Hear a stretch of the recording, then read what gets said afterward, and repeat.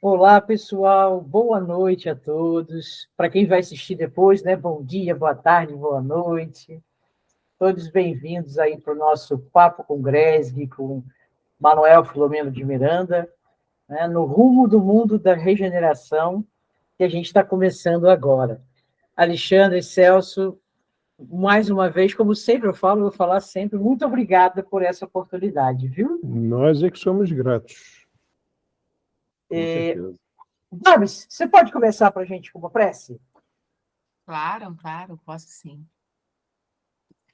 Querido Mestre Jesus, espiritualidade amiga, agradecemos mais uma vez pela oportunidade desse trabalho, agradecemos pela dedicação dos nossos amigos Celso, do nosso amigo Alexandre, por nos trazer as informações tão importantes dessa obra tão rica, que nos fornece tantas informações importantes para levarmos para o nosso dia a dia, para levarmos para a nossa caminhada, que possamos refletir sobre o que nós vamos discutir nesse nosso encontro de hoje, que possamos levar para o nosso coração e que possamos, de fato, praticar tudo aquilo que nós aprendemos com o Espiritismo, que nós possamos sempre transformar a teoria em prática e possamos disseminar para o mundo tudo aquilo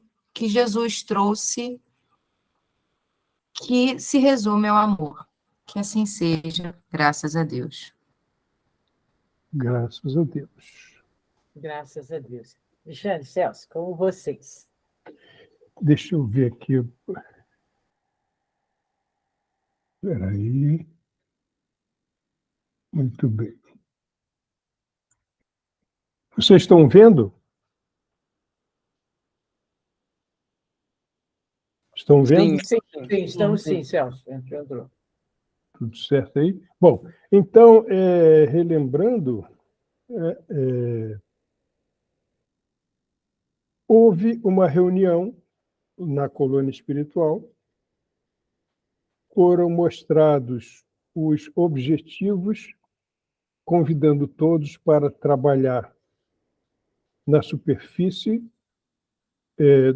física, considerando que havia muita coisa que estava acontecendo, o início da pandemia e tudo isso. Então, eles aqui, nesse momento, eles estão se reunindo, um grupo constituído por 50 espíritos, que foi dividido em subgrupos, cada um foi para a sua sala, né?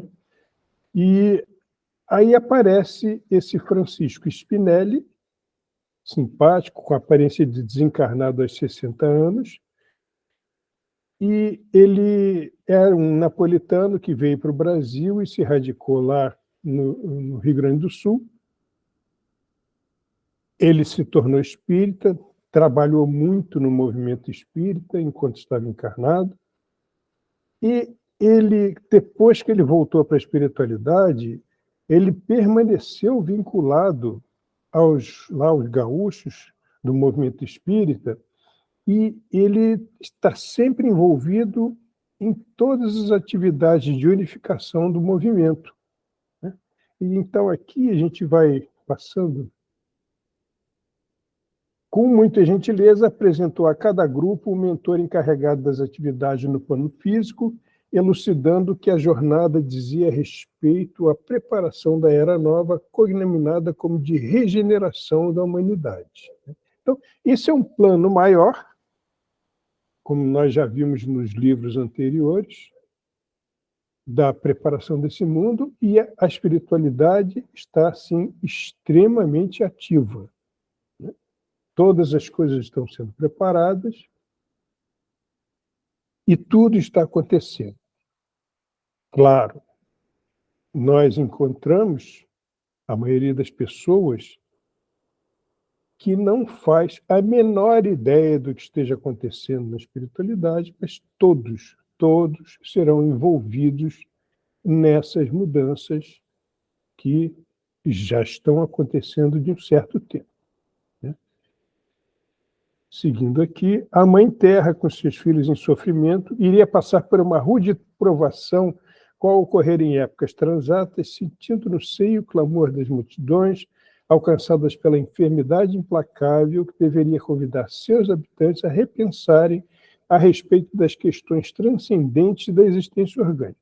Então, nós percebemos claramente que tudo isso faz parte de um plano geral de mudança. E isso, por um lado, até nos assusta um pouco, saber que existe todo esse planejamento e que esse planejamento envolve, às vezes, coisas drásticas. Por outro lado, é uma sensação muito agradável saber que todos nós estamos sendo alvo de uma coisa muito bem planejada, pode-se mesmo dizer infalível, porque todas as situações são previstas e, quando há necessidade de mudança de curso, né, como nós vamos ver aqui, as coisas são adaptadas. Isso aqui eu achei interessante até a gente ver, porque parece que houve uma pergunta da vez passada, não é, Simone? Ele fala aqui: o excesso de tecnologia propiciador de conforto a grande número de residentes no corpo somático era responsável pela decadência espiritual que se permitiam, exceção feita àqueles que se vinculavam aos nobres objetivos da evolução. Eu não preciso dizer que vocês podem e devem se manifestar a hora que quiserem a respeito de todas essas coisas. Mas o que nós vimos da vez passada, viu, Alexandre? Surgiu uma pergunta a respeito disso, que aparentemente havia uma crítica à tecnologia, quando nós sabemos que a tecnologia nos ajuda em tanta coisa. Mas a crítica aqui era de um uso indiscriminado da tecnologia que tirava o espaço de tempo de reflexão, o que para nós é extremamente importante. Então, a gente pode figurar uma situação. Do alto da minha idade, eu posso falar que eu vivi coisas correspondentes, porque as pessoas da geração de papai, elas sempre falavam que criticavam. Esses jovens veem muito televisão, não leem um livro, não querem saber de ler, e ler é tão importante, ficam grudados na televisão, eles não estão perdendo a oportunidade de aprender a pensar. E era uma crítica que fazia um certo sentido e preocupava a essa geração, né, que as pessoas como que se desviavam de um rumo pelas facilidades que ocorriam. Agora, contextualizando para os tempos em que nós estamos vivendo, nós podemos perceber que, quando nós observamos um adolescente grudado na tela de um celular o dia inteiro, trocando mensagem, jogando, mas, quer dizer, a crítica não é a que ele faça isso, não, mas só fazendo isso. É que, quando fala de excesso de tecnologia, é porque ele só faz aquele negócio. Ele condicionou a vida dele àquilo ali e não busca novos rumos, não busca motivos para alçar voos mais profundos, se é que a gente pode se expressar dessa forma, né, dentro de si mesmo, porque o mundo de dentro de nós, por vezes, é extremamente mais rico do que aquilo que a gente encontra fora de nós. E quando nós perdemos esse exercício de introspecção, isso nos apequena, nos empobrece, né? Porque não é à toa, eu nunca vi no meio espírita como tem espírita meditante hoje em dia. Não era assim há 10 anos atrás. E graças a Deus isso está acontecendo. Graças a Deus. Por quê? Porque o exercício da meditação vem junto com o exercício de reflexão. E o que a gente precisa é de ter um espaço no nosso dia para se habituar à reflexão, porque na reflexão é que a gente busca o autoconhecimento, a gente busca se aprofundar mais em determinadas coisas, aprimorar mais determinada cadeia de pensamento, de raciocínio a respeito de várias questões. Então, eu falei, agora queria ouvir vocês. O que vocês acham disso? Se não cabe esse tipo de observação, por favor. Eu devo sair correndo? Bom, já que ninguém vai falar, falo eu. Ah, Deixa eu aproveitar, então. Eu vai, meu amigo. Eu Saudade. comecei a trabalhar me envolvendo com tecnologia. Na verdade, antes disso, eu comecei a me envolver com tecnologia com 15 anos de idade. Então, quando aos 18 eu comecei a trabalhar, eu já programava, já fazia um monte de coisa. Por que eu estou falando isso? Porque tecnologia sempre foi muito presente na minha vida e eu usava para tudo. Uso muito até hoje. Apesar de estar numa área bem diferente, mas ainda uso bastante a tecnologia. E aí, enquanto você falava, Celso, eu estava me lembrando o seguinte, a gente sempre fala sobre a questão do equilíbrio, né? O quanto as coisas são importantes em equilíbrio, e essa parte do texto vem pontuar muito a respeito disso, a respeito do equilíbrio que é necessário na nossa vida. Então, por exemplo, dentro da tecnologia, muito do que se usa tem sempre centenas, às vezes milhares de horas de programação por trás daquele equipamento, daquele sistema, seja lá do que for que a gente utiliza. E a gente não tem noção disso. Então, é extremamente necessário. Mas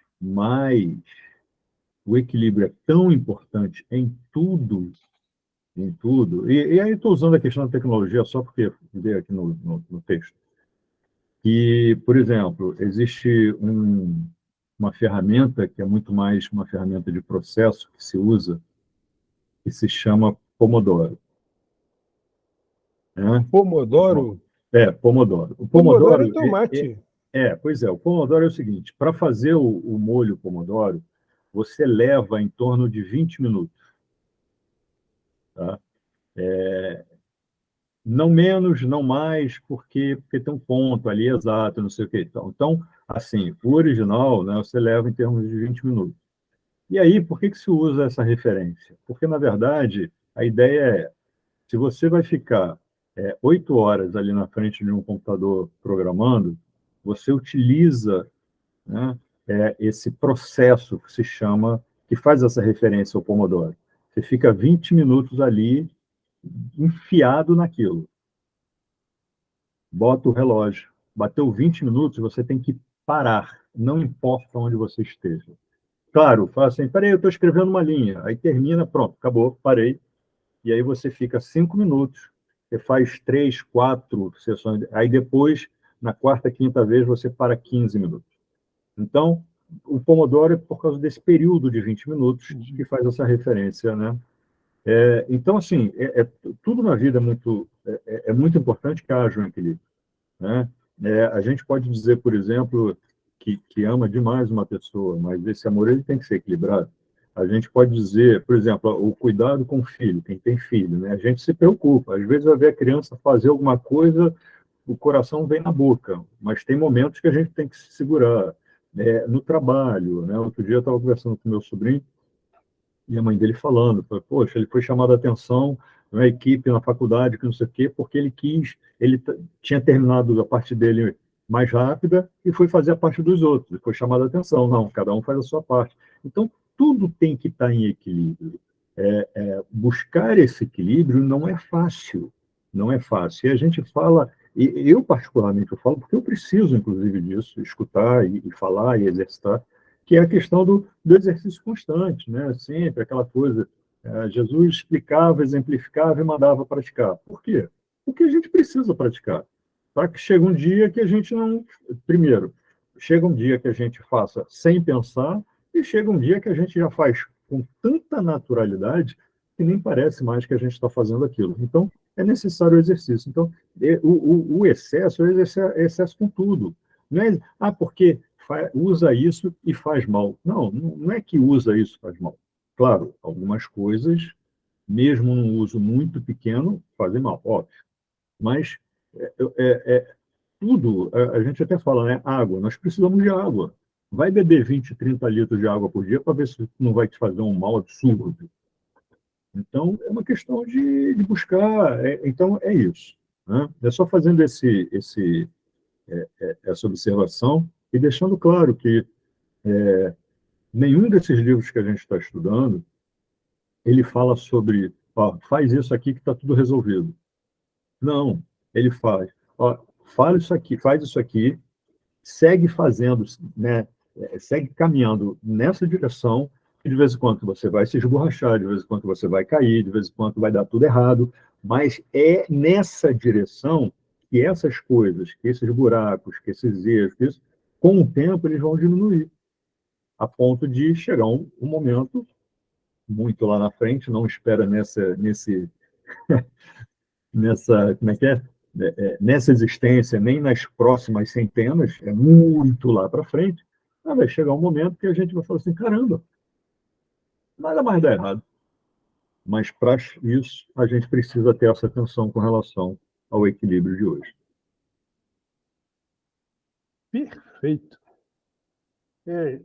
A gente tem que entender. Eu me lembro, a propósito, sem querer estender muito o assunto, que já há alguns anos, nas reuniões que a gente fazia no laboratório, as reuniões eram no máximo de 50 minutos e tinha que parar 10, porque senão dava errado, porque as pessoas perdiam o nível de atenção. Né? Então, fala desse equilíbrio aí que você comentou. Vamos seguindo aqui. Francisco Pinheiro. O Rodrigo levantou a mão. Desculpe. Sem problema, Celso. Oi. Só para poder contribuir, botar mais um temperinho nesse caldeirão aí de Pomodoro? Acelerado, tanto do Pomodoro, né? Bota um basílico nesse Pomodoro. Não tinha que saber, né?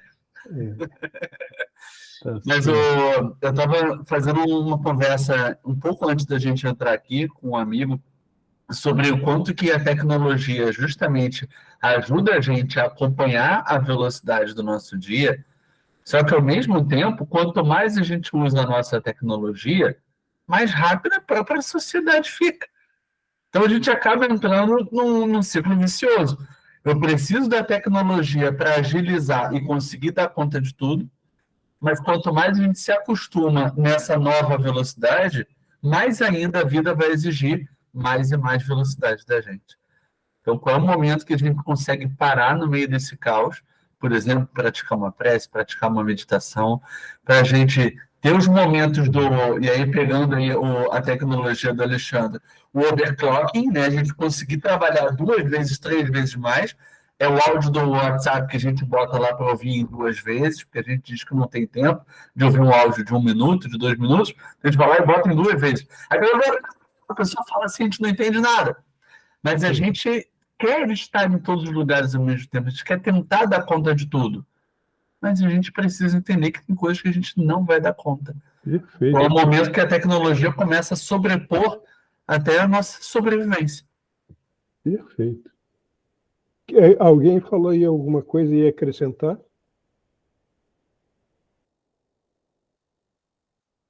Eu vi uma voz de fundo aí falando alguma coisa. Então, Celso, antes de seguir, porque o Rodrigo comentou uma coisa que me lembrei. Há muitos anos atrás, eu fiz parte de um grupo que tinha uma base de estudo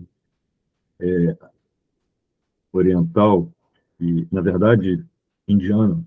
E um dos exercícios que a gente tinha que fazer e depois relatar e tudo mais, não sei se eu já comentei alguma vez, aqui, mas era o quê? Você tinha que fazer exatamente o que você fazia todo dia. Mas, por exemplo, se você saísse de um local, fosse até outro, levasse 1h30, né? Não, perdão, se levasse, por exemplo, meia hora, você tinha que se programar para fazer esse mesmo trajeto, levando 1h30, 2. Como assim? Ah, eu vou dirigindo. Não vai dirigindo. Vai de carona, vai a pé, faça o que for, e vá observando tudo ao seu redor. E é muito curioso como a gente,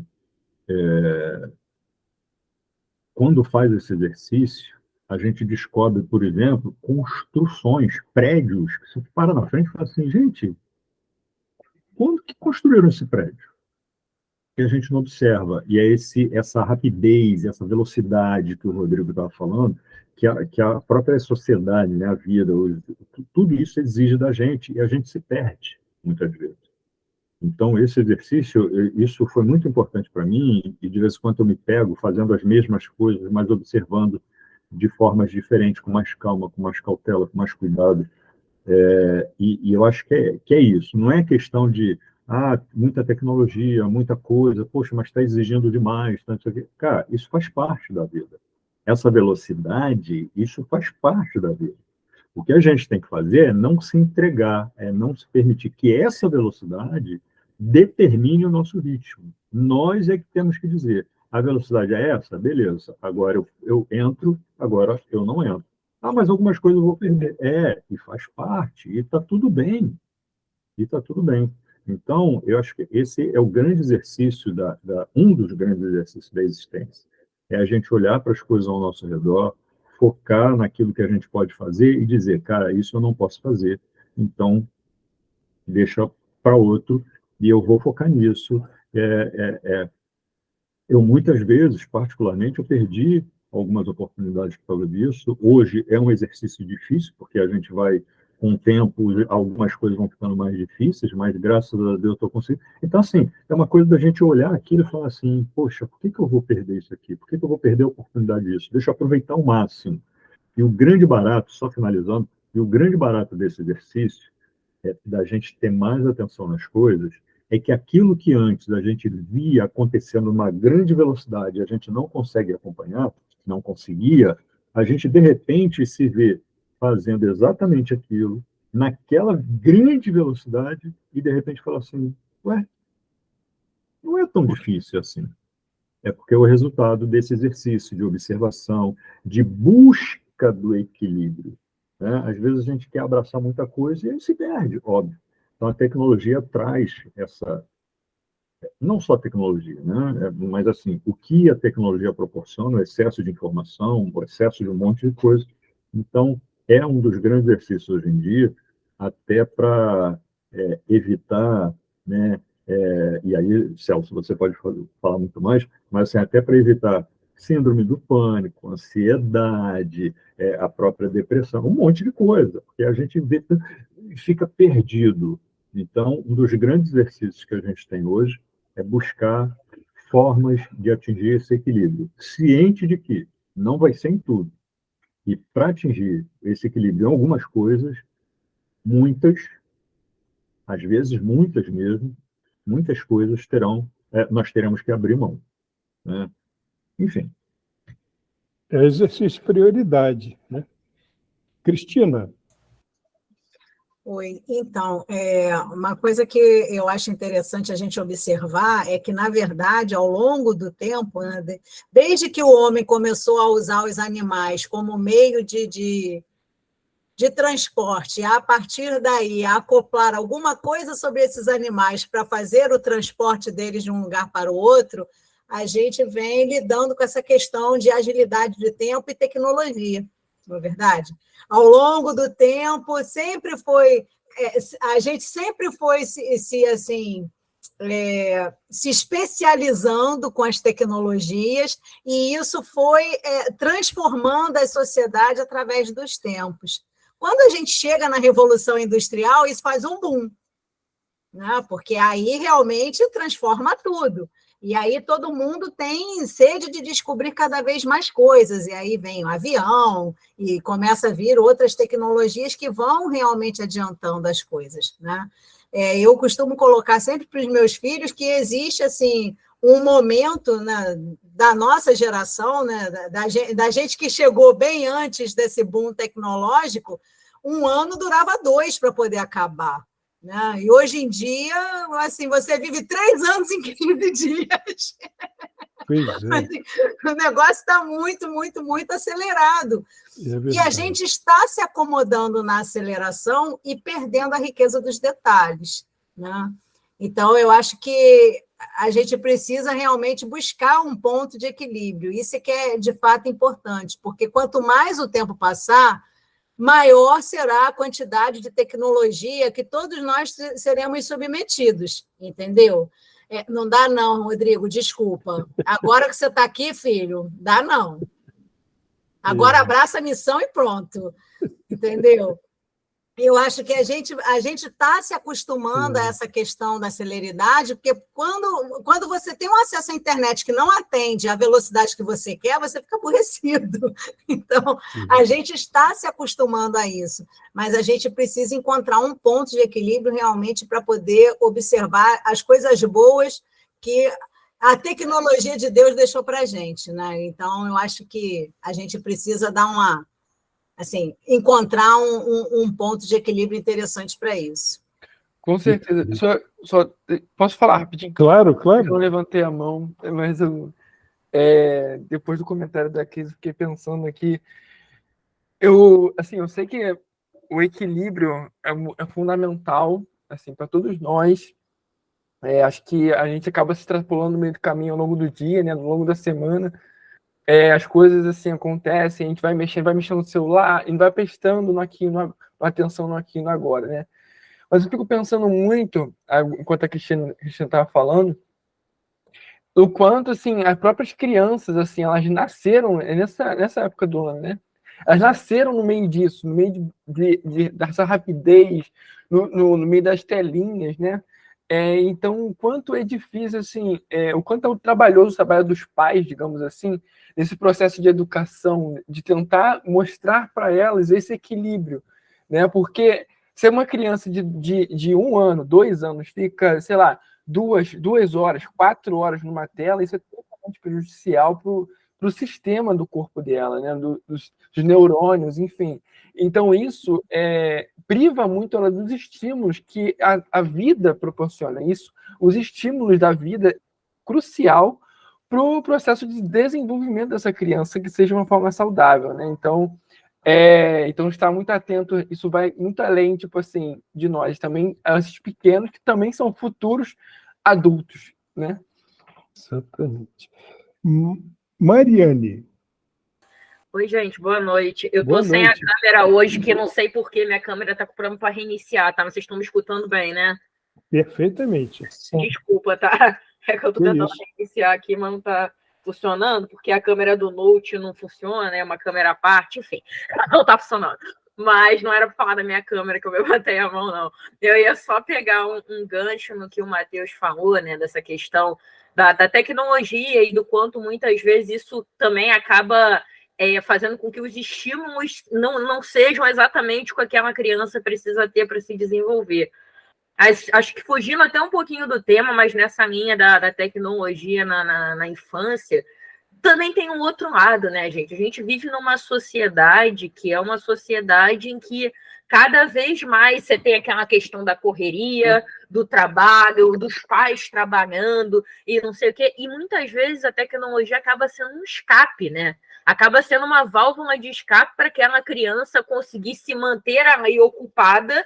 E aí eu não estou entrando no juízo de valor, se é certo, se é errado, até porque eu não estou num lugar de fala, né? É muito fácil eu falar sendo que eu não tenho filho. Então, assim, não estou entrando nesse mérito. Eu só estou querendo trazer aqui que eu concordo 100%, tá, com o que o Matheus disse, da questão dos estímulos serem enviesados por causa desse excesso, mas eu acho que também é uma realidade do nosso mundo atual, entendeu? Então, acho que, de repente, achar um caminho do meio nesse contexto de sociedade que a gente vive, talvez seja o maior desafio, sabe? Concordo plenamente, verdade. Acho que esse é o grande desafio. Mas acho que só para comentar em cima do comentário de vocês, é um desafio que nós precisamos aceitar, principalmente em relação às nossas crianças, porque, como o Matheus muito bem observou, isso prejudica o desenvolvimento, né? Porque o ser reencarnante está preparado para determinado tipo de estímulo, como, aliás, o Alexandre também lembrou naquele exercício, e se você não propicia esse tipo de estímulo, a idade vai chegando e ele acha que a vida é aquilo mesmo, é celular, é notebook, é mídia social, é difícil, depois é difícil sair disso. Então, nós, porque também nós temos um papel na educação, sejamos pais ou não, né, nós temos quase que a obrigação de oferecer uma alternativa amorosamente para essas crianças, para esses adolescentes, para que eles também possam bem viver. Olha, poucas vezes na vida eu vi uma resposta tão bem dada, uma pergunta tão bem respondida quanto essa. Acho que foi assim riquíssimo, né? E acho que todos nós aproveitamos bem isso. Podemos seguir? Francisco Spinelli anunciou que a misericórdia divina tinha várias opções para a promoção do planeta a nível superior de evolução, sem a necessidade das lágrimas, como várias vezes no passado havia ocorrido. Isso aqui é uma coisa que a gente também tem que parar para pensar, porque, olha, havia opções, né? Mas quando as opções baseadas no esforço, no equilíbrio, no bom senso, no trabalho digno, em todas essas boas atitudes do espírito, elas não estão sendo usadas, quando vira realmente uma selva, então tem que vir o sofrimento. Agora, esse sofrimento, ele não é imposto. É muito bom que se entenda isso. Quando se fala de programação, quando se fala da pandemia, quando lá no livro dos Espíritos, no estudo sobre leis morais, lei de destruição, se fala nas pragas e todas essas coisas, não é que aquilo ali seja programado, não. Aquilo ali é um deixar acontecer da natureza em relação àqueles que devem a vida. Então, isso faz com que nós reflitamos um pouco mais demoradamente a respeito das nossas dívidas que todos nós temos. Então, é como se a vida nos convidasse para um planejamento de deve haver, né? Dever e haver, que diz respeito ao seguinte: olha, você está devendo isso aqui, mas isso não significa que você tenha que pagar agora. Você paga quando for mais propício para você. Por isso é que nós planejamos, nós já somos seres que planejamos a própria encarnação. Nós temos a nossa responsabilidade nesse sentido. Nós já, graças ao bom Deus, nós não somos mais sujeitos a encarnações compulsórias, como aqueles que ainda não acordaram para a realidade espiritual estão sendo. Então, essa programação é uma programação muito bem feita, é com a nossa aquiescência. Então, se a humanidade passa por pandemias, nada disso foi tirado do nada, não.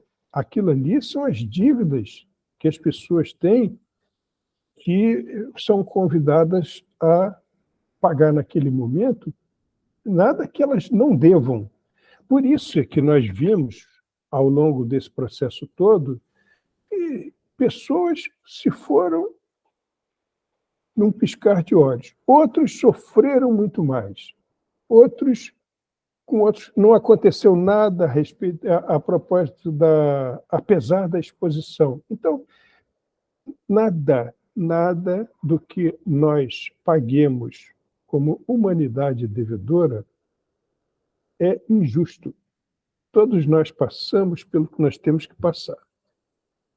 Eu já citei aqui uma vez aquele livro do Humberto de Campos, Novas Mensagens, em que lá é citado o planeta Marte, a vida no planeta Marte, e lá ele diz o seguinte: aquela humanidade lá não precisou das coisas, dos flagelos que nós precisamos para evoluir. Não precisaram de guerras, não precisaram de nada disso. E eles evoluíram sem aquilo. E é o que Spinelli aqui está falando, né? Havia opções para se subir, se adiantar para um mundo de regeneração sem a necessidade dessas coisas todas. Mas, se nós estamos aqui, se nós passamos por todas essas coisas, se nós continuamos passando por muitas dessas coisas, é porque esse é o nosso lugar e nós temos que aceitar isso. Então, o nosso papel é o de agir da melhor forma possível, fazer bem a nossa parte, né? Sem nos queixarmos, porque cada um vive no lugar e no tempo que merece viver. Alguma coisa, Alexandre? Não, tranquilo. Mas o desrespeito à natureza com o envenenamento da atmosfera dos rios e nascentes, enquanto o mar estava reduzido a depósito de desperdícios que vem destruindo a sua fauna e flora, e o adensar da psicosfera geral pela emissão de ondas contínuas de ódio e de degradação moral, chegando a níveis brutais de conduta, com o aumento dos feminicídios e crimes de características primitivas, respondiam pela tragédia que então se aproximava do planeta querido. Está aí o contexto dessa situação toda. Seria até de estranhar que o planeta não merecesse uma pandemia diante de tantas de situação tão negativa, né? Olha, eu vou passando aqui para a gente chegar no nosso ponto, mas, por favor, a hora que acharem, levanta a mãozinha aí e vamos comentar. Deixa eu fazer um comentário rápido, Celso. Claro, não precisa ser rápido não, meu amigo. Não, dessa vez vai ser rapidinho, sim, porque eu lembrei, estava lembrando aqui, em vários comentários, várias situações, às vezes as pessoas falam assim, poxa, mas precisava ser tão duro assim? É só botando de uma outra forma, né? E ele fala assim, cara, não precisava, né? Mas não podia ser mais fácil? Podia. Não podia ser menos doloroso? Podia. Mas qual o valor que a gente queria dar? Porque a gente sempre comenta, e é um fato, né? A gente dá muito pouco valor ao que é positivo. Nós ainda damos muito pouco valor ao que é positivo. A gente acha que, não, mas aquilo foi certo. Mas tem que ser. Tá, tem que ser, e aí? O que você faz para pegar aquilo que está dando certo e concretizar e fortalecer? Então, é por isso que a gente precisa muito ainda das dificuldades, né? Quando você pega pessoas, por exemplo, você está passando, alguém pede alguma coisa para comer e você fala, estou com pressa, né? E aí, mas se tem uma pessoa ali, moradora de rua, comendo alguma coisa e de repente você pode estar extremamente bem vestido, se você abordar, tem várias,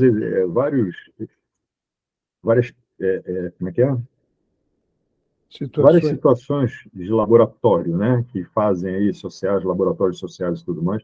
E aí você para e pergunta se pode dividir, a pessoa, claro, toma na hora, porque sente, porque aquela dor, aquela dificuldade, aquilo causa uma transformação, né? E você passa a dar valor a algumas coisas que, na maior parte das vezes, você não está nem aí, ou abre mão, ou até joga fora. Então, eu estava só pensando nisso, né? Nós ainda precisamos, não é que a gente precisa do castigo, não é que a gente precisa da maldade, não é que a gente, não é isso. É porque a gente precisa da cicatriz. Aquela cicatriz que às vezes alguém encosta e você sente a dor. E quando você sente a dor, ou você lembra, né? Você às vezes não sente a dor, mas alguém pergunta assim: que cicatriz foi essa? Aí tua memória vai lá atrás. Aí você fala: ah, foi aquilo outro, eu aprendi isso, eu não sei o que e tal, parará. Então a gente ainda precisa muito da cicatriz. E infelizmente a cicatriz ela vem de uma dor, de uma dificuldade. E a gente precisa disso, né? Eu sei que eu preciso. Muitas vezes eu só paro quando eu lembro, cara, mas aquilo aconteceu. Putz. Então eu sei que eu preciso ainda muito da dor, da dificuldade de um modo geral. É isso. Sim. Matheus? Sim, eu só queria complementar o que o Alexandre acabou de falar, refletindo sobre isso, né? Porque pensando, assim, acho que a gente precisa tanto assim da dor, porque ainda temos muito vícios morais, né? Ainda somos muito orgulhosos, somos muito vaidosos, somos muito invejosos também. Somos diversos vícios morais assim negativos e que nos prejudicam no nosso dia a dia, né? A gente que muitas das vezes não nota. Prejudica nas nossas relações pessoais, prejudica em vários acontecimentos. Mas muitas vezes, quando algo acontece, como diz o Alexandre muito bem, né, essas cicatrizes, né, nos fazem rever conceitos, nos fazem rever muitas ações que cometemos, né? Infelizmente, ainda precisamos disso, né? Eu falo infelizmente porque algum dia isso não vai ser mais necessário, né? A gente não vai precisar aprender pela dor, mas sim pelo amor, né? E se a gente parar para pensar ao longo da nossa caminhada, a aprendizagem do amor também acontece. Ela também vem de algum determinado momento, seja com uma pessoa, seja uma situação, enfim, vem uma situação mais amena. Mas a gente só presta atenção quando a situação cresce, né? De uma certa forma. Eu queria fazer só um exemplo aqui rapidinho, porque eu estou lendo o livro Justiça Além da Vida, que eu recomendo super para todo mundo aqui, e que ele vai contando uma história de advogado e tal, mas ao longo dos relatos vai aparecendo outras histórias de outras pessoas. Aí teve uma história de uma pessoa que foi à delegacia, foi nesse advogado, né, especial, reclamar que foi assaltada já 3 vezes, tal, e ele ficava inconformado com aquilo, não estava entendendo por quê. Aí ele fez lá o boletim de ocorrência, todo aquele passo a passo que a gente já sabe. Aí os espíritos, né, analisando o caso lá dele, o espírito já na parte do mentor lá do próprio advogado. Eles foram ver como é que é a situação da casa dele, vendo a rotina desse indivíduo. E eles perceberam que, tipo, ele é um açougueiro, né? Eles perceberam que quando ele vai entregar antes de ele entregar a carne, quando ele está pesando a carne para os clientes, enfim, para poder vender, ele coloca um peso a mais. Por exemplo, se a carne deu 90 gramas, digamos assim, ele sempre bota um pouco a mais, bota 1 quilo e pouquinho para poder receber aquilo ali, né? Então isso já considera uma certa desonestidade ali. E isso, eles foram explicando, né? Que o roubo que estava acontecendo lá no ambiente de trabalho deles se derivava por conta disso, essa consequência. Mas só que, porque a gente não pensa isso no nosso dia a dia. Como, nossa, isso é um ato pequeno, eu estou levando vantagem, ninguém está sabendo, por que não fazer, não é? Mas só que a gente não consegue ter a percepção do todo, de uma vida, né? Tentando nos ensinar constantemente, né? Esse foi só um exemplo, assim, que o livro trouxe, que eu achei bem interessante aqui, mas isso vale para toda a nossa vida de uma forma geral. De tudo tem um porquê, porque acontece. Seja na resposta nessa vida ou numa vida anterior. Mas tudo acontece, não é por acaso. Perfeito. Mateus, de quem é o livro? José Carlos de Luca. Ah, tá. Então, qual é o título mesmo? Justiça Além da Vida. Além da Vida, né? Vou mostrar aqui. Se bem que vai ficar ruim. Não, tudo bem. Melhor. Tá ótimo, então. Então, vamos... A Bárbara. Oi. Ainda sobre a fala do Alexandre, me vieram duas reflexões. A primeira, a gente falando sobre a pandemia, quando a gente fala de sofrimento, me veio à cabeça um pouco da falta de empatia. Mesmo sabendo que a pandemia era como se fosse uma loteria, ou seja, poderia acontecer com qualquer um, a gente via coisas do tipo festas acontecendo com o tema da pandemia, né? Com aqueles personagens segurando o caixãozinho e as pessoas usavam aquilo como tema da festa, o que era terrível, sabe? Brincar com uma coisa tão séria como essa. Então, infelizmente, num momento tão sério, onde as pessoas deveriam se unir e tentar se ajudar, mesmo estando vulneráveis e sabendo que a qualquer momento um parente, um amigo poderia sofrer da doença, até mesmo vir a desencarnar da doença, estavam lá na festa, se colocando em risco e ainda utilizando a própria doença como um tema da festa. Esse é um ponto que me chamou muito a atenção e eu acho que é um ponto que faz com que a gente ainda precise sofrer, sim, porque a gente ainda está nesse nível vibratório onde as pessoas ainda, infelizmente, pensam dessa forma e agem dessa forma, né? E o outro ponto quando o Alexandre falou que as pessoas precisam se lembrar das suas mazelas, elas não podem esquecer das coisas tristes que aconteceram, né? Isso marcou bastante a mim e ao Rodrigo. A gente gosta, quando a gente viaja, a gente gosta muito de conhecer, a gente tem um tema que fascina muito a gente, que é a questão da Segunda Guerra Mundial. Então, a última vez que a gente viajou, a gente foi a Munique e a gente foi no Museu da Segunda Guerra, e é um museu, claro, que ao mesmo tempo que é fascinante, porque a história é muito triste, porque é a Segunda Guerra Mundial.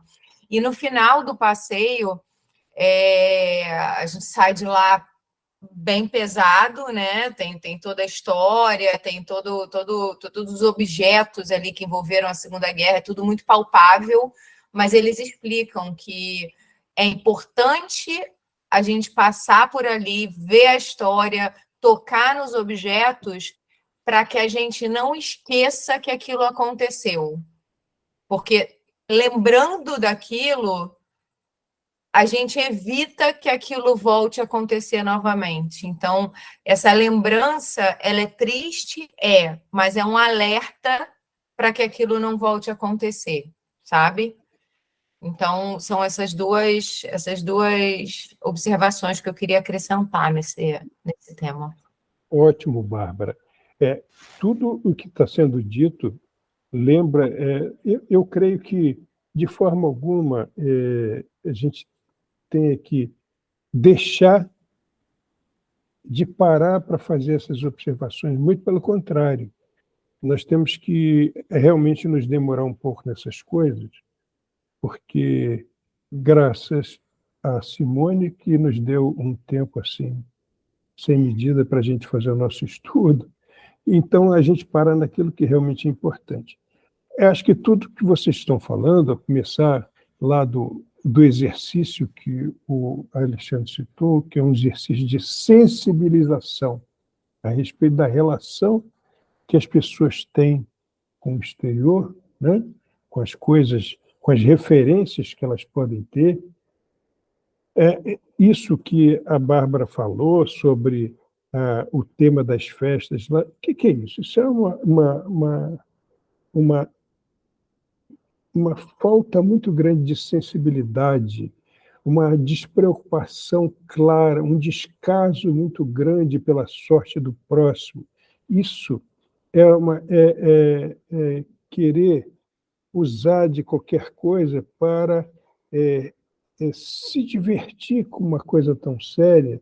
Esse processo todo de dessensibilização, de falta de empatia, é muito flagrante e nós lamentamos muito isso. Só que nós temos todos os recursos para retomar o verdadeiro caminho. Todos nós. As características do bom senso social, de uma maneira geral, senso moral, autocrítica e empatia. É pôr-se no lugar do outro.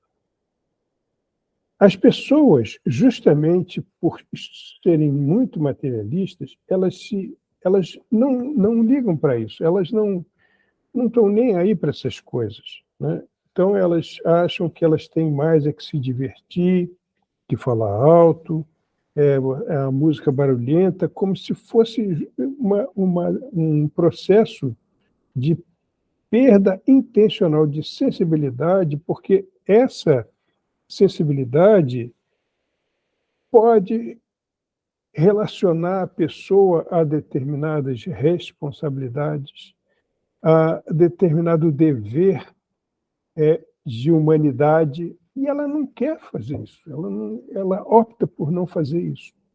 Mas está aí as referências a respeito da necessidade de equilíbrio, certamente que daqui a pouco a natureza vai estar cobrando dessas pessoas, até por amor, esse retorno à natureza, que é algo que é da própria origem das pessoas, essa relação natural. Alexandre, quer falar? A gente, você até colocou bem, né, muita coisa que está sendo trazida aqui.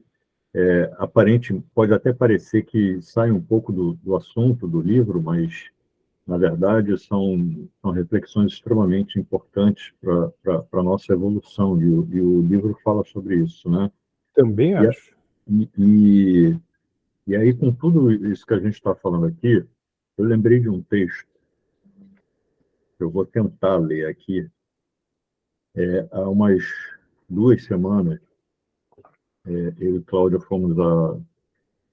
tiramos uns dias aí para dar uma passeada, e a gente passou por Barbacena. Nós fomos até Ouro Preto, passamos por Barbacena, e tivemos, eu não sei se você já teve a oportunidade de visitar lá tem o Museu da Loucura. Sim, aquele jogador de futebol que ele foi internado lá e morreu lá, nesse museu. Pois é. Porque esse museu ele é feito hoje onde era o sanatório, né? E na época esses sanatórios não era para tratar a pessoa que era desequilibrada mentalmente, era para tratar, ou melhor, não era para tratar, para era retirar, para receber os dejetos da sociedade. Então, a ponto de, por exemplo, uma mulher que ficasse grávida, fosse solteira e não tivesse uma boa família, era mandada para lá. Uma pessoa que, de repente, perdeu... Enfim, aí tinha várias situações. E, consequentemente, as pessoas acabavam ficando completamente loucas mesmo.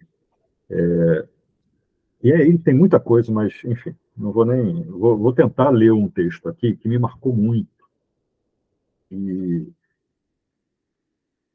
E traz esse pensamento do quanto é importante, muito do que a gente está falando aqui, né? E o fato de que o quanto é importante, às vezes, a gente citar certas coisas, não como uma adoração ao passado, não como uma... né, não é isso, mas é você olhar e entender o quanto os nossos erros, as nossas falhas podem causar de mal e o porquê que é tão importante a gente prestar atenção naquilo que a gente faz, pensar nas consequências, e buscar efetivamente uma, buscar um exercício de reforma íntima para nos tornar alguém que nós jamais fomos, alguém muito melhor do que nós somos. Enfim, esse texto ele foi assinado por João Milcar Salgado, que foi um médico e historiador, e ele está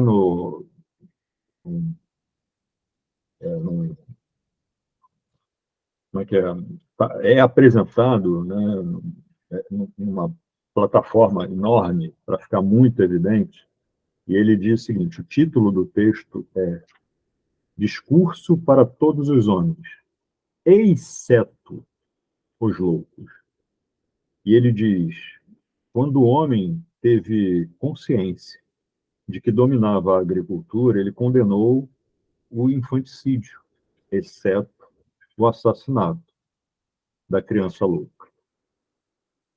Quando o homem teve consciência de que era capaz de civilizar-se, ele condenou o homicídio, exceto o assassinato do adulto louco. Quando o homem teve consciência de que fazia parte do gênero humano, ele inventou a solidariedade, exceto com o homem louco. Quando o homem propôs indulgência para quem beijasse uma ferida, ele inventou o hospital, exceto o asilo de loucos. Quando o homem levou milhares de anos para ter consciência de sua razão, ele ousou declarar universais os direitos de qualquer homem, exceto o dos loucos. Quando o homem teve consciência de que os agrupamentos humanos dispunham cada vez mais de conforto e lazer, maior foi a sua necessidade de se livrar da presença e até da lembrança dos loucos. Daí que a segregação dos loucos é intrínseca e não contraditória à modernização da sociedade. Então, ele traz aqui uma reflexão dizendo o seguinte: cara, isso faz parte da nossa caminhada, da nossa evolução, da nossa modernização. Mas não, ele não diz faz parte como, e está tudo bem. Não. Ele diz isso faz parte. Faz criticamente. Porque, exato, porque é parte de quem nós somos, tão violentos, apesar de não nos mostrarmos assim muitas vezes, mas é parte do violento que nós temos dentro de nós, que diz o seguinte: eu prefiro olhar para o outro lado da rua do que olhar para esse irmãozinho que está caído aqui. Isso faz parte. Olha, a gente precisa avançar com a nossa sociedade. Poxa, mas e aqueles ali? Ah, cara, não dá. Se tiver que cuidar deles, a gente não avança. Então arranja um lugar e taca eles lá. É mais fácil. E isso... Lá eu levei muito tempo para ler, porque no meio eu já estava em lágrimas, mas aí a energia do local, né? Aí muda tudo. Mas a questão é que, lendo isso e olhando tudo aquilo ali ao redor, eu falava, cara, como é que a gente foi capaz? E não é só como a gente foi capaz.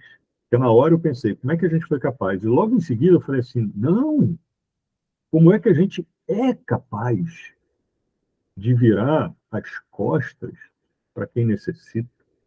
Como é que a gente é capaz? E não é só do morador de rua, não. É, às vezes, quem está do nosso lado. E a gente fala assim, ah, cara, falei várias vezes e não me ouviu, agora se vira. Como assim? porque é mais fácil. Então, esse desrespeito, essa postura de que, se eu colocar a mão ali, eu vou me sujar, eu vou me machucar, eu vou... Mas é isso, sabe? É isso que a gente tem que fazer. A gente tem que sujar a mão, mas sujar a mão no sentido de, não é sujar a mão, meter a mão no lixo, não. É meter a mão para tirar o lixo do nosso irmão.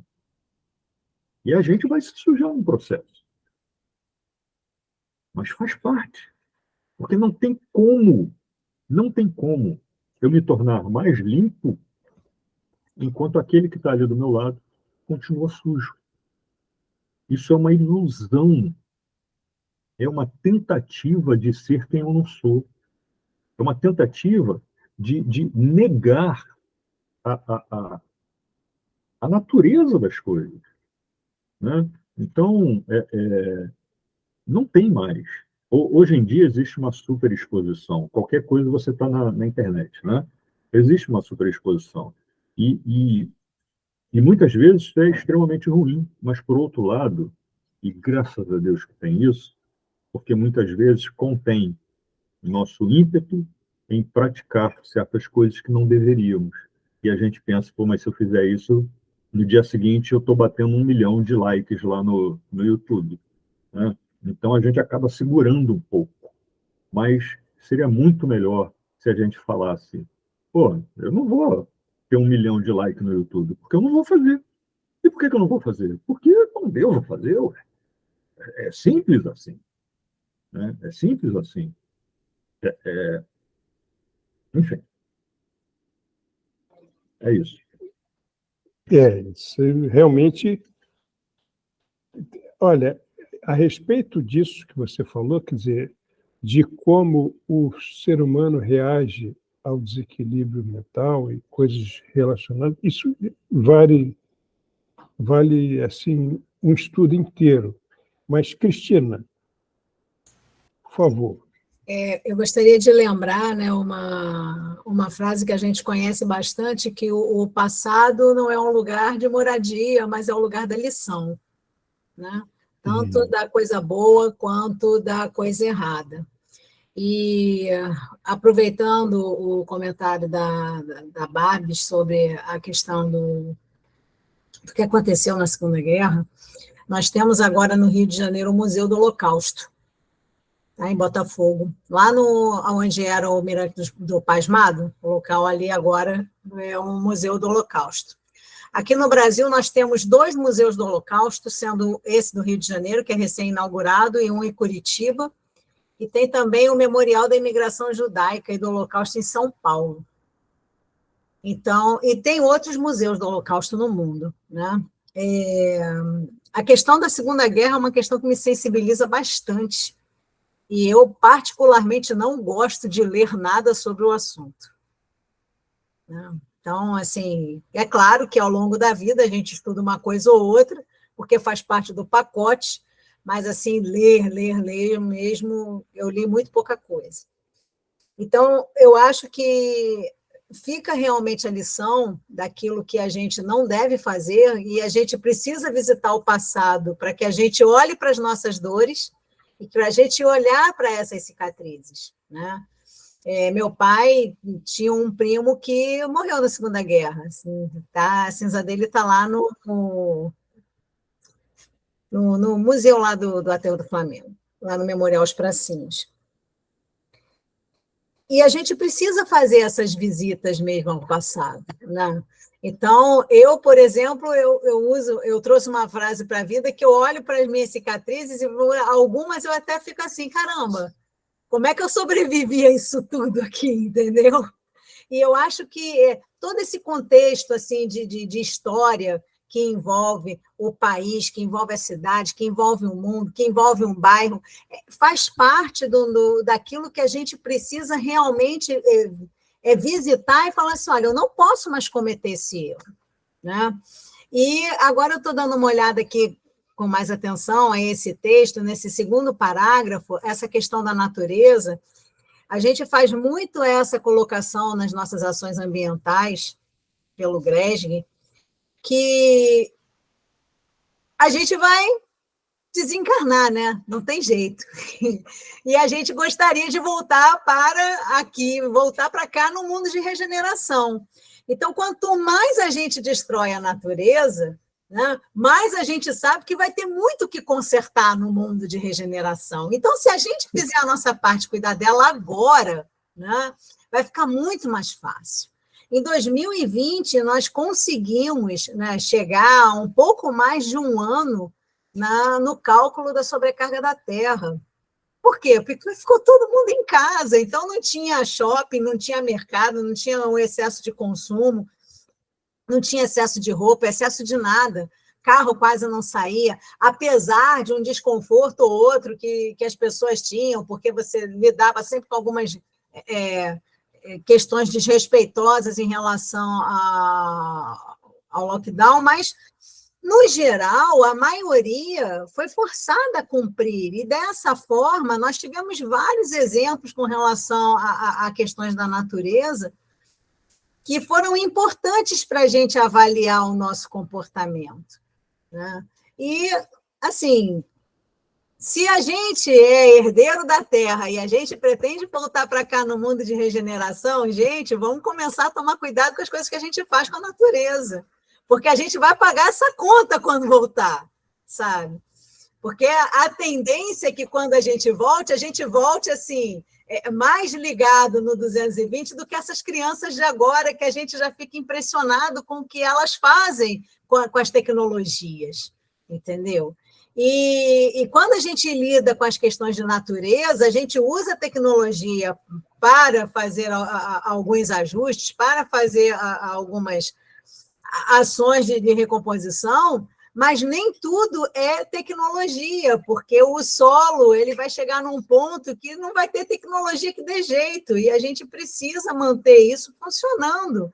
A gente precisa de oxigênio, a gente precisa de alimentação, a gente precisa de sobrevivência. Então, para todas as coisas que a gente faz de errado no passado, a gente tem um passivo sério para pagar, né? Com relação às questões que envolvem as ações humanas contra os humanos e as questões das ações humanas contra a natureza.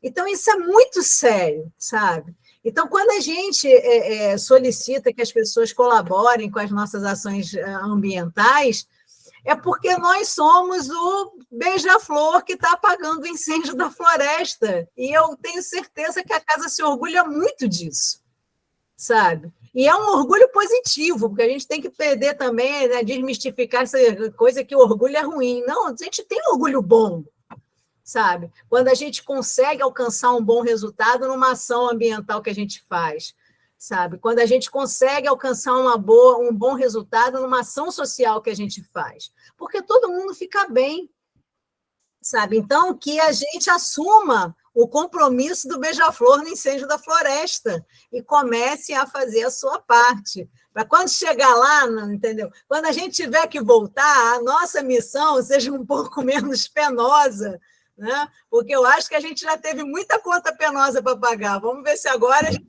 diminui essa fatura aí e deixa só os boletos com o Rodrigo, porque senão eu fico só imitando ele o tempo todo. Mas vale para a gente, assim, com um pouquinho de humor, a gente fazer uma reflexão importante.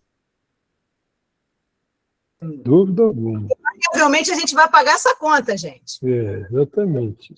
E eu sempre ficava pensando, quando eu via os filmes e os vídeos, gravuras lá da Suíça, aquela terra lindíssima, maravilhosa, aquela maneira de viver, aí me vinha à mente, na mesma hora, o seguinte: aquelas pessoas que vivem lá, elas fizeram por merecer aquilo, fizeram por merecer aquele modo de vida, elas construíram, elas contribuíram para tudo aquilo, para que tudo aquilo acontecesse, né? Então, por isso que a gente tem que realmente entender que todos nós somos responsáveis, todos nós. Quando a gente vê uma coisa errada, a gente tem que ir lá, botar a mão e consertar. Não importa quem fez, não importa. A gente Você falou das ações do GRESB nas questões do meio ambiente. A gente tem que entender isso. Nós somos o movimento espírita, e uma das nossas bandeiras é a defesa do meio ambiente. Se a gente não levar isso a sério, ficar esperando que as pessoas façam as coisas, o tempo vai passar. O tempo vai passar. Uma das nossas bandeiras é essa, é fazer todo o possível, primeiro coerentemente para consigo mesmo, com a sua família, todas essas coisas, dando exemplo, mas todo o possível para tentar consertar, fazendo a própria parte, o que ficou desequilibrado nessa mãe dadivosa que é a Terra, que nos serve de palco para a nossa evolução, e olha como é que a gente está pagando isso. Né? Sim,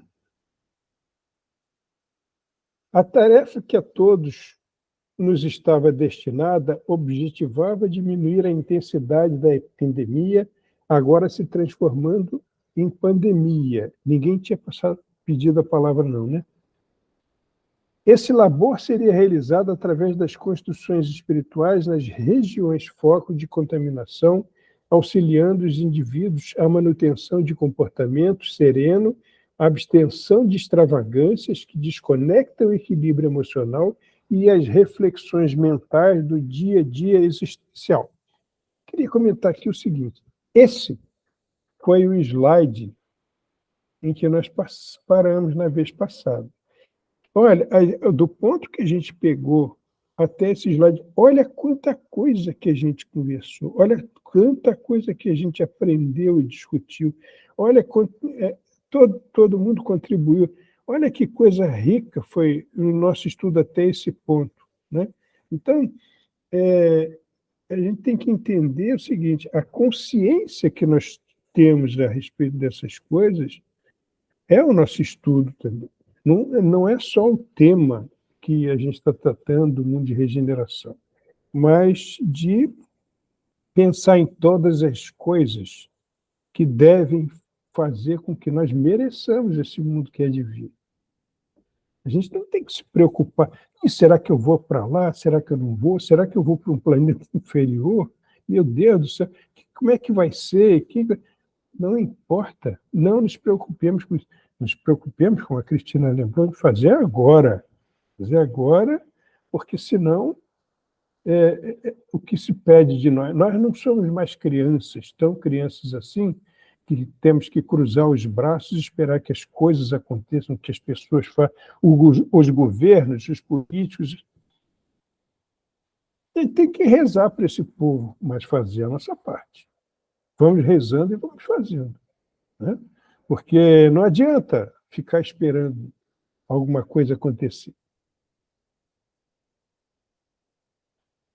As comunidades que trabalhariam no Brasil sob comando de Ismael obedeciam à programação específica, a qual ocorreria nas diversas nações conforme suas tradições e costumes, ética e confissões religiosas ou não. Nós, que somos um movimento espírita no Brasil, nós, claro, discutimos muito as coisas que acontecem aqui, mas saibamos nós que existe toda uma organização correspondente em qualquer canto do planeta, cuidando das mesmas coisas, como que numa orquestração muito bem planejada de todas essas coisas, preparando esse mundo. Né? O Ismael, que é o responsável por todas essas coisas no Brasil, e todos esses espíritos que estão entre ele e nós trabalham muito, né? Mas está na hora de nós entendermos que nós temos que ver isso não só apenas como brasileiros, nós temos que ver isso como seres humanos. E o que é a humanidade? A humanidade é tudo isso.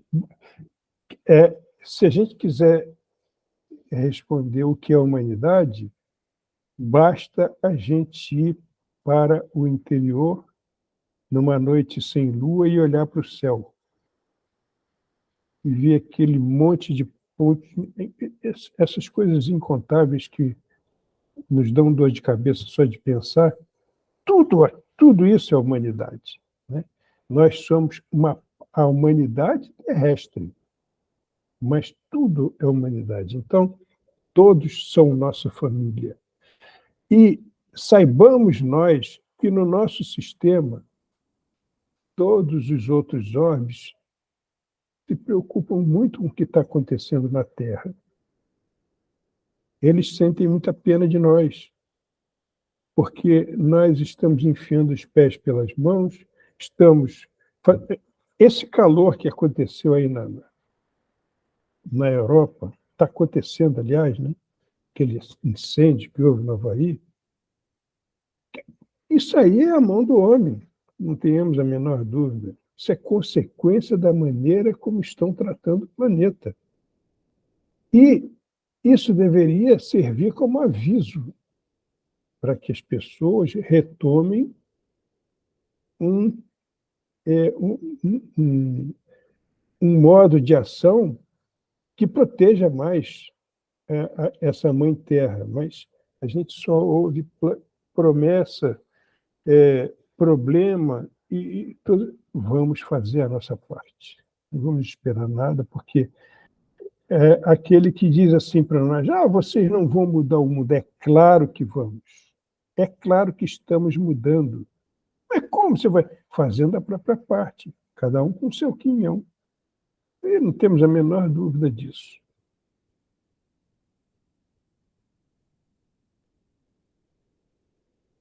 Entidades elevadas que contribuíram para o progresso da humanidade na área da saúde no passado participariam dos laboratórios de pesquisa, inspirando os seus devotados companheiros encarnados. Então, nós entendemos que, por trás de todo esse esforço, nós vimos o sufoco que foi, né? Os hospitais cheios, o pessoal paramédico, eles nem dormiam, eles não sabiam como, não davam conta de tudo que acontecia. Por trás desse povo todo, espíritos buscavam inspirar e auxiliar esse batalhão de pessoas. Eu me lembro de um livro de Manuel Filomeno de Miranda, Painéis da Obsessão, em que tem a história de um dos personagens lá é alguém que estava num hospital fazendo uma cirurgia para retirar parte de um pulmão comprometido. E não se sabia se essa pessoa ia sobreviver ou não. E o médico falou, mas tem que operar. Se não operar, aquele monte de hemoptise, aquelas coisas tudo, se não operar vai morrer. Então, mãos à obra. Arregaçou as mangas lá e foi operar. Ele, naquele momento, e eu me lembro muito do Paulo César Frutuoso, que fala isso o tempo todo, naquele momento, ele estava sendo médium do médico espiritual, que o inspirou a agir daquela maneira, fazendo isso, fazendo aquilo, e salvou a vida do rapaz. Esse rapaz, dias antes, tinha havido um sonho, ele teve um sonho e ele foi levado pela espiritualidade para uma reunião em que ele estava formalmente recebendo uma moratória para continuar encarnado, porque ele ia morrer. Então, ele recebeu uma moratória para ele passar um tempo mais encarnado, para ver se ele tomava jeito. A oportunidade, a espiritualidade faz isso. Então, essa moratória foi garantida por essa cirurgia que essa equipe de trabalho, que é o médico espiritual e o médico encarnado, fizeram para manter ele encarnado. Então, essas coisas todas, nós não temos nem ideia, né? A gente não vê, pelo menos eu não vejo, do que acontece aí, mas nós podemos entender claramente que há muito trabalho sendo feito e muito trabalho a ser feito. Nós temos que entender, nós não nos cansamos de repetir isso. Nós somos a contraparte encarnada de um trabalho de equipe. Por isso é que é muito importante nós sermos disciplinados quanto a horários.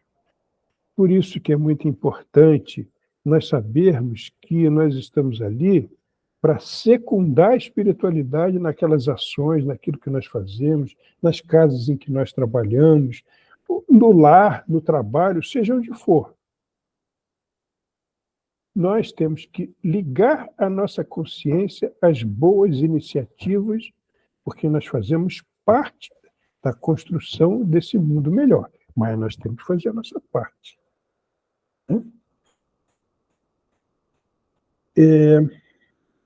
Algum comentário? Aliás, por falar em disciplina com o tempo, eu estou olhando aqui, tá, Simone? Tá bom. Ouvimos as considerações com emoção e respeito, porque se tratava de algo pior que uma guerra, deflagrada a ação quase de improviso, embora as notícias sempre repetidas a respeito dos tempos chegados. Nos primeiros tempos de pandemia, eu li uma mensagem na internet que falava de que o que estava acontecendo era isso, era pior que a guerra. Eu, sinceramente, digo para vocês que eu achei que aquilo aí... Não, guerra é muito pior. Guerra é muito pior porque a ameaça você não sabe de onde vem, é muito mais difícil você escapar. Numa pandemia você sabe o que está acontecendo, você fica na sua... Mas eu não tinha entendido o comentário. E está aí a explicação. É porque as situações que ocorriam, o número de desencarnados, das pessoas que estavam desencarnando, tudo isso, era uma coisa que, vamos dizer assim, só era para acontecer porque isso passou a fazer parte da nossa programação de seres encarnados. E é claro que isso tem reflexo um aumento de trabalho, né? Então, a gente percebe claramente que o que acontece da seguinte maneira. O ser encarnado faz um mundo de besteira, arruma um monte de dívida, vai ter que resgatar essas dívidas, dá um trabalho danado para a espiritualidade, mas todo mundo trabalha. Todo mundo trabalha. Então, eles não questionam. Eu me lembro de uma passagem de um livro de André Luiz, não me lembro qual, não sei se foi Nosso Lar, em que estava chegando um contingente de desencarnados por causa da guerra e os trabalhadores de Nosso Lar, alguns daqueles comentavam, vai ter aumento de trabalho aí. Nossa, eu não sei se vocês se lembram disso. Olha que vai lá no departamento, lá nas câmaras de retificação, aquele negócio vai ter muito mais trabalho. Olha o que está chegando de desencarnado. Meu Deus do céu. Lamentando, está em Nosso Lar, hein? Estão em Nosso Lar. Foi no Nosso Lar mesmo, né, Cristina? Então, e Cristina é especialista em André Luiz, aí eu me valho dela também. Então, quer dizer, é um povo que estava lá trabalhando numa coluna espiritual. Então, sempre o que prevalece é o modo de ser de cada um, é a consciência de cada um, né? Bom, eu acho que pedir as considerações finais do Alexandre e passar a palavra para Simone, porque já estou sentindo a orelha esquentar aqui. Nada. Assim, como você bem falou, Celso, até em referência à pergunta que houve anteriormente, mas nós tivemos alguns momentos em que o estudo ele era sentido muito mais forte, outros um pouco menos, mas sempre de forma proveitosa, claro. Mas, assim, eu senti que hoje a gente saiu um pouquinho da caixa, sabe? Aliás, um pouquinho não, saímos um bocado da caixa. Começamos a buscar algumas outras reflexões em relação a diversos pontos da nossa existência, e isso me deixa muito feliz, porque o nosso estudo, nós não estamos aqui para estudar o livro, ou para estudar, né, a quadrilogia, né? Quando a ideia veio, falou assim, trilogia, mas no meio do campo, saiu um outro livro aí, então vai ter que, né? Quando a ideia nasceu, a trilogia, veio logo outro. Mas nós estamos aqui estudando situações trazidas pela espiritualidade para nos ajudar no exercício diário da nossa caminhada.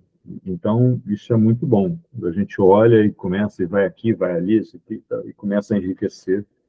Então, assim, que a gente possa se manter um pouco fora da caixa, né, nas nossas reflexões e nas nossas ações também. Olha, Alexandre, você disse que saiu, às vezes, muito fora da caixa, mas todas essas caixas estão dentro de um pacote maior. Então, nós nos mantivemos nesse pacote admiravelmente bem, e eu acho que o estudo foi riquíssimo.